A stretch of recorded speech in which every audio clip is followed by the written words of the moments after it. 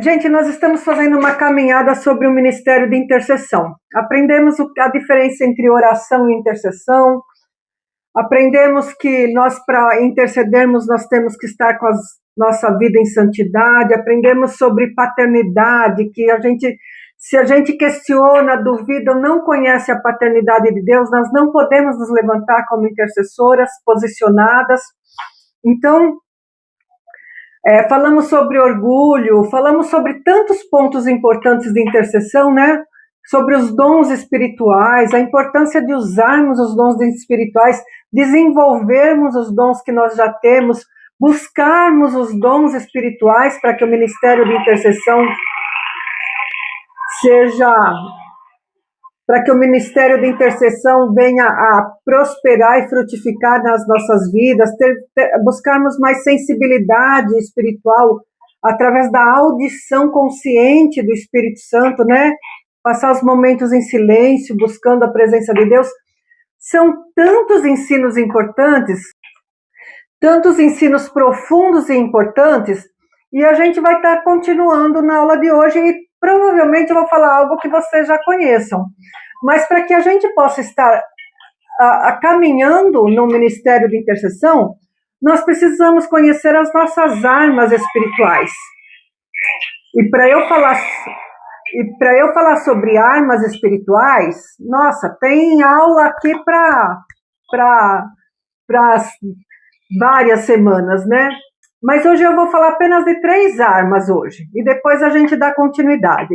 E essas armas espirituais que eu vou falar hoje, eu acredito que sejam as mais importantes que um intercessor possa usar nas suas orações e no seu dia a dia, porque isso daí a gente está aprendendo primeiro para as nossas vidas, para que depois que nós aplicarmos para as nossas vidas, nós possamos ser aptos para ajudar o terceiro, para ajudar as pessoas que vão chegar, que Deus vai colocar e enviar até nós. A primeira arma espiritual poderosa que nós temos, ela se chama o nome de Jesus Cristo. Nós vamos aprender sobre o nome de Jesus como arma de autoridade legal. Então, autoridade legal. Que arma poderosa. Marcos 16, 17 fala o seguinte: e estes sinais seguirão os que creem. Em meu nome expulsarão demônios e falarão novas línguas. Filipenses 2, de 9 a 11, também fala sobre o nome de Jesus. Por isso também Deus os exaltou soberanamente e lhe deu um nome que é sobre todo nome, para que o nome de Jesus se dobre todo o joelho dos que estão nos céus e na terra e debaixo da terra, e toda língua confesse que Jesus é o Senhor, para a glória de Deus Pai. Então a Bíblia fala que todo joelho vai se dobrar. Aqueles que creem, aqueles que não vão crer, porque vão se dobrar perante o nome de Jesus. Quando nós declaramos o nome de Jesus, nós não estamos apenas pronunciando uma palavra espiritual bonita ou dando algum comando. Nós estamos ativando a maior autoridade já liberada na história da humanidade. Então, houve uma autoridade que Deus liberou para o homem. E essa maior autoridade que Deus já liberou para o homem se chama o nome de Jesus Cristo. O nome de Jesus é um decreto do céu. Ele é uma assinatura que valida a voz do intercessor no mundo espiritual. Então, quando o intercessor ora, quando o intercessor fala alguma coisa, esse nome é o que valida a oração. Ele representa o poder e a autoridade. O intercessor fala, mas o nome de Jesus respalda. O intercessor se posiciona e o nome de Jesus executa. O intercessor ordena, mas a autoridade do nome de Jesus é que faz os milagres. Então, o intercessor é apenas um canal para que o nome de Jesus possa operar aqui na terra e operar os milagres e tudo mais. O inferno, irmãs, ele treme porque ele conhece a autoridade do nome que nós carregamos. Por isso que nós enfrentamos as batalhas, por isso que nós enfrentamos todas as lutas que passamos, porque o inferno reconhece aquilo que nós carregamos. O nome de Jesus nos dá autoridade para repreender. O nome de Jesus nos dá a autoridade para ordenar no reino espiritual. E o nome de Jesus nos dá autoridade para decretar. Então, o intercessor não é o intercessor que tem poder, não é o intercessor que tem a unção, não é o intercessor que tem que aparecer, mas o que tem que aparecer no reino espiritual, o que faz a diferença no reino espiritual é a autoridade que o nome tem. Lá em Atos, no capítulo 3, no verso 6, Pedro estava diante de um paralítico. E ele não disse para esse paralítico que ele iria orar por ele. Ele não disse que ele ia procurar uma ajuda para esse paralítico. Mas ele declarou, em nome de Jesus, levanta e anda. Não foi sobre Pedro. Vocês estão entendendo? Nessa história, quem menos apareceu foi o Pedro. E quem menos tem que aparecer no ministério de intercessão é o intercessor. Quem apareceu mais foi aquele paralítico que tomou posse da palavra declarada, e quem apareceu mais foi a autoridade do nome, porque foi pelo nome que o paralítico foi tocado e se pôs de pé. Então, Pedro foi só um instrumento que estava carregando o nome. É isso que o intercessor tem que saber. Não é pelo meu poder, pelo teu poder, minha irmã, que os milagres podem vir a acontecer na terra, mas é pelo poder e pela autoridade do nome que a gente carrega. É o nome que opera, é o nome que capacita, e é o nome que faz os milagres. Olha que coisa profunda isso daí. Então, às vezes a gente pensa, não, eu não posso, eu sou fraca, eu não tenho... Você é fraca mesmo, você não tem poder mesmo, a gente não tem. Mas o nome tem. Então, o nome de Jesus é a nossa arma espiritual. É o nome de Jesus que habilita o impossível. Não é a nossa capacitação, não somos nós. É o nome de Jesus que habilita o impossível na terra. Em Lucas 10:17, conta aquela história dos discípulos, quando Jesus os comissionou para estarem indo, pregando, curando os enfermos e tudo mais, e eles voltaram espantados. Senhor, até os demônios se submetem a nós. Por quê?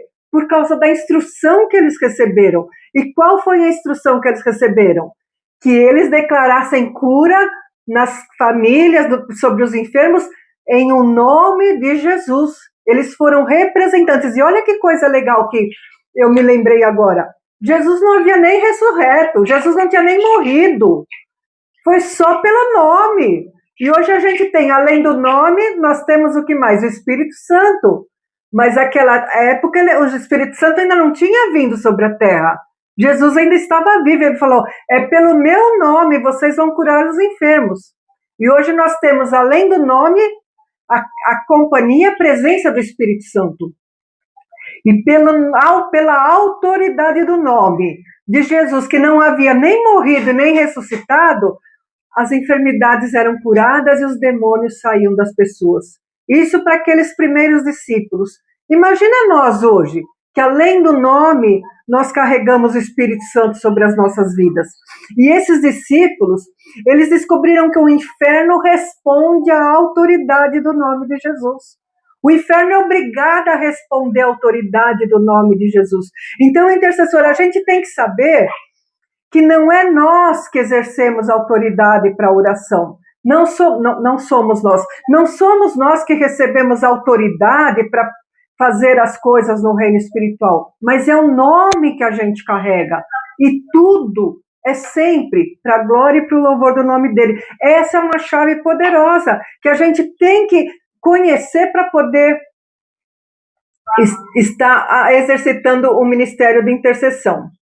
Essa é uma chave poderosa que nós carregamos. É o nome de Jesus Cristo, uma arma importante para os soldados do reino que somos nós. Um soldado da intercessão, ele vai enfrentar principados, ele vai enfrentar as trevas, mas nós não podemos enfrentá-los com medo. Se a gente tiver medo, a gente não vai ter autoridade. E aquilo que nos dá autoridade não é a nossa unção, a nossa capacitação, quanto tempo você tem de jejum, como tem a sua vida. O que nos capacita é a eficácia do nome. Nós temos que agir com consciência da autoridade que nós carregamos através do nome. Em Atos, no capítulo 16, Paulo repreende um espírito de adivinhação. Paulo não entrevistou o demônio, o Paulo não prolongou aquela guerra. Ele só disse, em nome de Jesus, eu te ordeno, sai dessa menina. E o demônio saiu. Aquele espírito de adivinhação que a moça ia andando atrás do Paulo, né? Isso nos ensina que quando declaramos o seu nome, a ordem é imediata. É no nome de Jesus eu te ordeno, sai. Ele governa. Quando nós dizemos em nome de Jesus, acontecem algumas coisas no reino espiritual. Primeiro, a legalidade do céu nos cobre. Nós temos autoridade. Você está entendendo? Quando você fala, eu estou tomando essa atitude em nome de Jesus, não é mais a tua autoridade que está valendo, não é a tua capacitação, mas é na legalidade do nome. Então essa legalidade nos cobre, é Ele que nos reveste e nos dá essa autoridade. As trevas reconhecem essa ordem. Vocês estão entendendo? As trevas reconhecem que nós carregamos esse nome. E o ambiente espiritual se alinha. O nome dele organiza o que está fora do lugar. O nome de Jesus tem essa propriedade, organizar aquilo que está bagunçado. É no nome de Jesus. Então as coisas se alinham. Você está trazendo os céus para a terra. E como que nós devemos usar esse nome? A gente não pode batalhar com medo. Nós batalhamos no nome que o inferno conhece, um nome que o céu honra e um nome que a terra responde. Ou seja, o inferno conhece, o céu honra e a terra responde. Então, esse é o poder que o nome traz sobre a vida do intercessor. E para isso, nós temos que usar esse nome com autoridade, com poder, para expulsar demônios, para repreender enfermidades e para estabelecer o governo de Deus. É por isso, não é para declarar coisas vãs, declarar nossa vontade, declarar aquilo que a gente entende.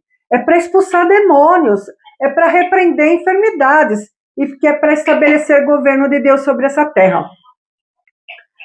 Para declarar a vontade de Deus sobre uma situação. É para isso que a gente usa o nome de Deus, o nome de Jesus, para declarar a vontade de Deus sobre determinada situação. O nome de Jesus, minha irmã, é Ele que te dá poder. O nome de Jesus te dá poder e autoridade sobre principados e potestades. Aí vem a segunda arma poderosa que nós vamos falar. Enquanto o nome te dá poder, o sangue de Jesus te dá salvação. Existe diferença entre o poder do nome e o poder do sangue. O sangue de Cristo Jesus é a arma de proteção e validação. Enquanto o nome é uma arma de autoridade, o sangue é uma arma de proteção e de validação. Vou explicar isso daí direitinho. Apocalipse 12:11 fala o seguinte: e eles o venceram pelo sangue do Cordeiro e pela palavra do seu testemunho, e não amaram suas vidas até a morte. Ou seja, está falando que nós vencemos pelo sangue do Cordeiro e pelo testemunho. O sangue de Jesus não é algo simbólico ou emocional. Ele é a maior evidência legal da nossa vitória no mundo espiritual. Então, o sangue é a evidência, a legalidade que nós temos no mundo espiritual. O sangue é um documento que prova que o preço foi pago. Eu lembro quando eu era criança, muitas vezes o caminhão da Light, não era Eletropower, era Light, chegava em casa para cortar a luz. E minha mãe corria para pegar a conta paga. Não, eu já paguei, que se tivesse 3 contas atrasadas, eles cortavam. E a gente mostrava a conta paga, ó, tá paga, tá aqui, paga. Então aquele documento provava que a gente não estava devendo 3 contas. Quantas vezes aconteceu isso em casa? E hoje nós temos um documento que atesta a nossa legalidade no mundo espiritual. E esse documento se chama o sangue de Jesus. É o documento que prova o preço que foi pago. Não, você é pecadora, você fez isso, você fez aquilo. Não sou não, tá aqui, ó. É o sangue me justifica, o sangue me purifica, o sangue me comprou, o meu preço já foi pago na cruz. Então o sangue é o atestado que nós, intercessores, carregamos, que a dívida foi quitada, que o inimigo perdeu o direito de exigir qualquer coisa da nossa vida. Esse sangue lhe dá essa testificação sobre as nossas vidas, que o inimigo não tem direito de exigir nada, porque a nossa dívida foi quitada. Olha a diferença. O sangue não apenas nos perdoa, mas ele nos legitima diante do mundo espiritual. Ele nos torna filhos legítimos de Deus. Não apenas nos limpa, mas ele nos protege no mundo espiritual. Ele não apenas nos limpa do passado, mas ele anula toda acusação do presente e do futuro. Olha que coisa importante, irmãs, a gente tem que gravar isso, tem que estar sempre lembrando. Ele não somente perdoa o meu passado, mas ele anula toda a condenação da minha vida, para o presente e para o futuro. É por causa do sangue. Então, no mundo espiritual, o sangue de Jesus funciona para nossas vidas como um selo real, uma marca da propriedade de Deus. Então essa é uma arma poderosa que nós temos, é o sangue de Jesus. Quem é coberto pelo sangue está guardado, ele está separado, ele é reivindicado por Deus. O sangue é autoridade para redimir, purificar e perdoar. Tudo isso conquistado na cruz, pelo sacrifício de Jesus. Sangue é legalidade, o inimigo não pode anular a legalidade do sangue, ele não pode cancelar a legalidade do sangue de Cristo na nossa vida, ele não pode questionar a legalidade do sangue da nossa vida, e ele não pode reverter o que o sangue já purificou. Vocês estão entendendo que nós já fomos lavados? Então o inimigo não tem autoridade para reverter isso daí. Não tem como, porque nós já fomos comprados, remidos pelo sangue de Jesus. Sangue de Cristo é proteção para o intercessor. Lá em Êxodo capítulo 12, fala sobre a Páscoa dos judeus, né? Quando eles passaram o sangue do cordeiro nos umbrais das portas, e o anjo da morte não tinha autoridade para adentrar naquelas casas que estavam com a marca do sangue. E isso acontece hoje nas nossas vidas. É a mesma história, acontece hoje. O sangue está nas nossas vidas.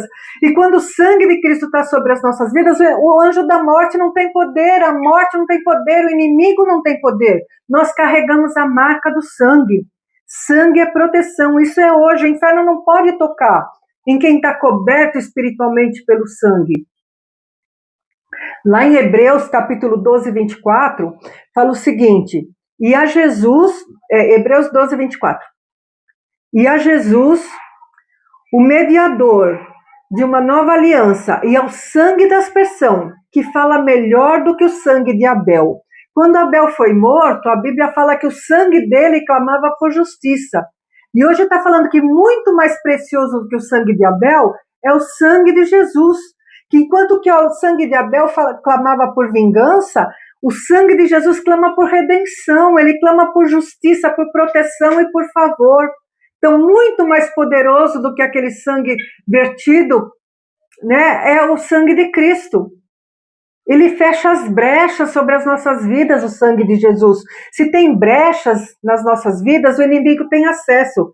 Mas onde o sangue é aplicado, o acesso é removido. Por isso que é importante o intercessor sempre, antes de entrar numa batalha, entrar numa guerra, declarar o sangue de Jesus Cristo sobre as nossas vidas. Porque às vezes a gente comete alguma falha, algum pecado e nem percebe. Mas a gente pode estar magoando alguém com alguma palavra, a gente pode estar tendo alguma brecha nas nossas vidas, porque a gente tem que zelar por ter uma vida de santidade, é óbvio. Mas às vezes podem acontecer brechas, então a gente declara: o sangue de Jesus me redime de todos os meus pecados. Êxodo 12 fala da Páscoa e do livramento do anjo da morte. E a mesma coisa acontece hoje na nossa vida. Quando nós declaramos o sangue de Cristo sobre a nossa casa, sobre a nossa família, nós estamos fazendo uma aliança com Deus, de proteção sobre aquilo que nós declaramos que está debaixo da autoridade do sangue. Hoje nós declaramos o sangue sobre a nossa família, sobre a nossa casa, sobre a nossa igreja, sobre o nosso ministério. são aplicações tremendas sobre a eficácia do sangue de Jesus. Lá em Mateus, é tremendo isso daqui, gente. Lá em Mateus 27:51, fala sobre o véu do templo que foi rasgado em consequência da morte de Jesus. O sangue foi vertido naquela hora e o véu do templo se rasgou. O que quer dizer isso? O que isso representa para nós? Significa que o sangue de Cristo abriu um caminho que antes era impossível, onde apenas o sacerdote entrava uma vez por ano no Santo dos Santos, na Arca da Aliança, representando a humanidade lá diante de Deus. Aquele véu foi rasgado e Deus abriu acesso para todos nós. Então hoje, através do sangue, nós temos acesso à presença de Deus. Agora diz que todos nós podemos entrar na presença do Pai. E por que nós podemos entrar na presença do Pai? Por causa do sangue de Jesus que foi vertido. É o sangue que nos dá esse livre acesso a Deus. Olha que importante o papel do sangue. Então o sangue não apenas nos protege, mas ele nos dá acesso à presença do Pai. Ele nos salva da ausência de Deus. Gente, eu fico emocionada quando eu já sei disso daí, eu já sabia disso daí, mas como é importante a gente declarar no reino espiritual. É o sangue de Jesus que nos dá acesso à presença do Pai. Apocalipse 12:11 fala, e eles o venceram pelo sangue do Cordeiro. A Bíblia não fala que eles venceram por causa da sua santidade. A Bíblia não fala que eles venceram pelos seus esforços, não fala que eles venceram porque eles jejuaram muito, não fala que eles venceram porque eles fizeram alguma coisa. Mas a Bíblia fala, e eles venceram por causa do sangue do Cordeiro. Então o sangue é uma arma que nós temos contra o inferno, uma arma que nos define espiritualmente. Dívida paga, não tem acusação. Então nós somos remidos por causa do sangue. Ai, que coisa linda! Que coisa tremenda! O sangue derrota a acusação. O testemunho derrota a mentira. E nas nossas vidas como intercessores? O que o sangue de Jesus faz para as nossas vidas como intercessores? Primeira coisa, ele nos dá coragem. Quando nós entramos nas batalhas, nós já sabemos que existe uma vitória decretada. Por quê? Porque a nossa batalha não se dá a partir das nossas vidas normais. Ela se dá a partir de um decreto no trono. Um decreto do trono de Deus que diz que nós já fomos comprados e remidos, que o preço já foi pago. Então, nós vamos batalhar a partir de uma conquista que nós já tivemos. Então, o sangue nos dá coragem. Ele também nos dá acesso, porque o sangue abriu um caminho, pelo novo e vivo caminho aberto pelo sangue de Jesus, na presença do Deus Pai. E ainda nos dá identidade. O sangue nos marca como pertencentes ao reino. Ele nos dá a nossa identidade. O inimigo sabe aquilo que nós carregamos. Por isso, minha irmã, que a gente enfrenta tantas batalhas. Por isso que nós enfrentamos tantas lutas. Por isso que nós temos tanto sentimento de fraqueza. Por quê? Porque o inimigo ele não quer que você esteja convicta de todas essas coisas. Ele não quer que você se aproprie de todos os teus direitos no reino espiritual. Então, nós temos que aplicar a eficácia do sangue sobre a nossa mente. A nossa mente é o nosso campo de batalha.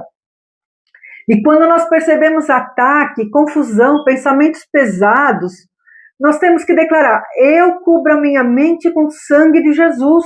Temos que usar essa arma poderosa que Deus nos deu. Eu blindo a minha mente pela eficácia do sangue de Jesus. Nós precisamos aplicar sobre a nossa família.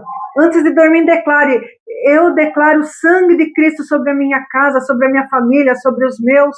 Nós temos que usar as armas que Deus nos deu. Não basta conhecer, temos que aplicar no nosso dia a dia. Sobre as nossas batalhas espirituais, quando nós nos sentimos cercados, pressionados em guerra, confusos, declare o sangue de Cristo sobre a sua vida. Ele anula toda acusação. Ele anula toda seta, todo plano armado pelo inimigo sobre a nossa identidade. Porque um campo de batalha que o inimigo quer operar nas nossas vidas é a respeito da nossa identidade. E o sangue de Jesus nos limpa de tudo isso. Quando o inimigo tentar te acusar, te diminuir, nós temos que declarar: eu sou lavada pelo sangue do Cordeiro. É uma arma tão poderosa e tão eficaz. O sangue transforma. O sangue transforma um intercessor em alguém que não luta por vitória, mas luta a partir de uma vitória. Vocês estão entendendo? Ele luta a partir de uma vitória, porque a vitória já foi conquistada, já foi pago o preço da vitória. Então você não vai lutar para ter uma vitória, você luta a partir de uma vitória. Eu não estou tentando vencer, eu já sou vitorioso porque eu sou fruto de uma vitória conquistada na cruz. Então a gente não vai estar tentando a nossa vitória, a gente vai estar lutando a partir da nossa vitória. Meu papel é apenas declarar, afirmar e caminhar debaixo dessa obra perfeita. O sangue de Jesus é uma arma poderosa de proteção e de validação.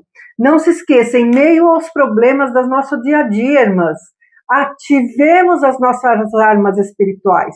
Nós temos armas poderosas. O nome de Jesus que dá autoridade. E o sangue de Jesus nos dá acesso e nos dá validação. E eu quero continuar ainda. Vocês falam que eu sou muito rápida, hoje eu vou continuar um pouquinho mais. A terceira arma que nós vamos estudar, que é tremendamente eficaz no mundo espiritual. Tem coisa que pode ser mais poderoso ou tão poderoso quanto o poder do sangue e a eficácia do nome? É o louvor e adoração como arma de guerra. Louvor e adoração. 2 Crônicas, capítulo 20, no versículo 22, fala o seguinte. 2 Crônicas 20, 22.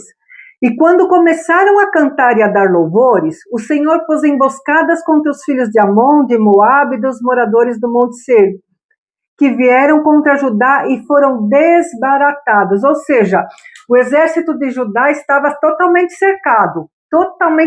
Juntaram vários exércitos inimigos, juntaram para atacar a cidade de Judá. E o louvor confundiu os inimigos. Atos 16, do versículo 20 ao 26, Paulo e Silas louvavam a Deus. Quando eles foram presos lá injustamente, né? Eles estavam na prisão, louvando a Deus, e as cadeias foram abertas. Quando nós resolvemos louvar e adorar, nós não estamos apenas cantando e expressando emoções, mas nós estamos ativando armas poderosas que desestabilizam o reino das trevas e ativam a intervenção de Deus, ou seja, armas que destabilizam o reino das trevas. Louvor e adoração são estratégias de guerra, são decretos espirituais. Caiam por terra agora os inimigos de Deus, seja estabelecida a casa do Senhor. Gente, isso é uma declaração, isso não é um louvor, isso é uma batalha que você declara sobre a tua casa, sobre a tua vida, sabe? É uma arma de guerra. Louvor e adoração são estratégias de guerra, são decretos, convocações da presença de Deus.